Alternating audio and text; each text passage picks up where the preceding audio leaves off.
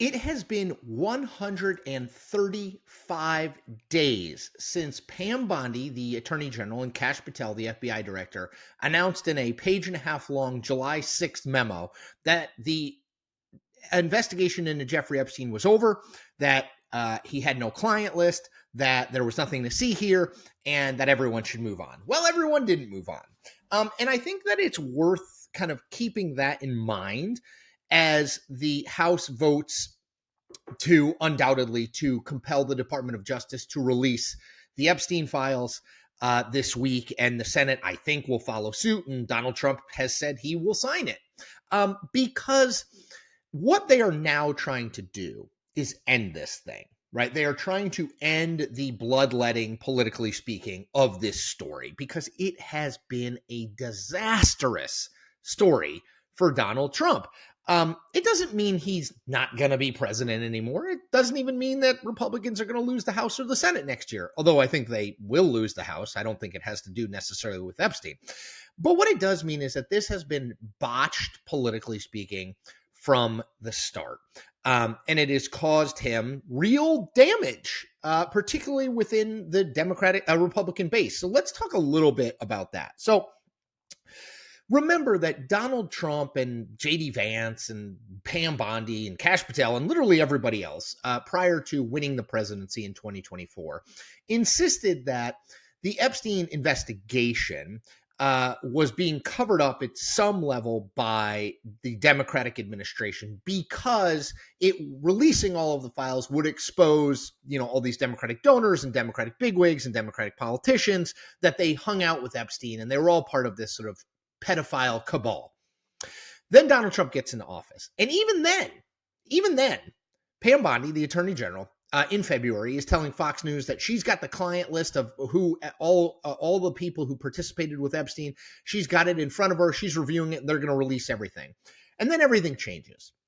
In the spring, Bondi meets with Trump, informs Trump that he is in the Epstein files.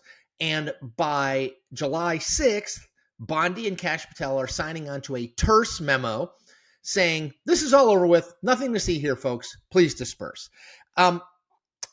And yet, we are 135 days later in the exact same place they could have been on July 6th, which is to say, we're going to release everything that we can release that's not under ongoing investigation or that, is dangerous to be released, whatever.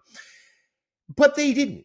Because Donald Trump bet that he could beat this, that the unified Republican base would listen to him no matter what he said, no matter what he had said in the past, that this reversal, they would just accept it and move on, except that they didn't move on. The Republican base, and you have not seen this happen on any other issue, really splintered. They didn't just take Donald Trump's direction. They didn't just take his word for it. They wanted to see the files. Remember, the actions that have led to this House vote were really started by Tom Massey, a Republican from Kentucky. And it would never have happened if 3 other Republicans didn't join him in signing a discharge petition.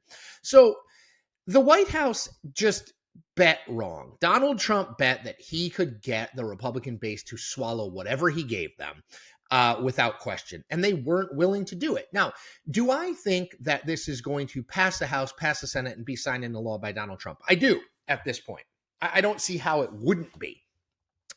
Do I think that that means we are going to see everything related to the Epstein investigation, including the possibility of things that look incriminating or just plain old embarrassing for Donald Trump? I do not. I think we'll see more. We've seen more come out over these last few months. So I think we'll see more. I don't know that we'll ever see all of it. But my point is, they could have done this exact same thing. They could have said, we've closed this investigation. There's nothing incriminating here. We're going to release as much as we can that's not covered by either ongoing investigations or other national security concerns, something like that. And then released a bunch of stuff.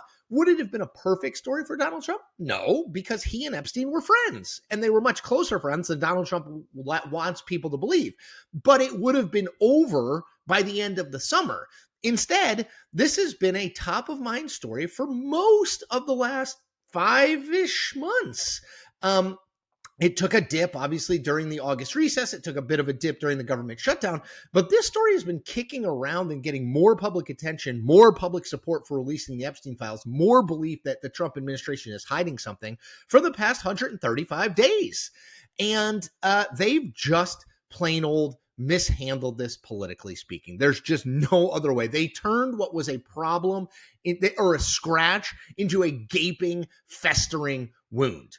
That's what they did. Doesn't mean it's going to doom Donald Trump. Doesn't mean it's going to doom Republicans, but they did it. And I would say that history suggests to me that the idea that Republicans are now pushing, which is there's nothing in it, we're going to vote in the House, vote in the Senate, Trump will sign it into law, and everyone will move on. I wouldn't be so sure about that. All right, everyone, do one thing for me. Hit that subscribe button. You'll get free content just like this every day. I'll continue to grow as an independent news creator. Win-win. Take care.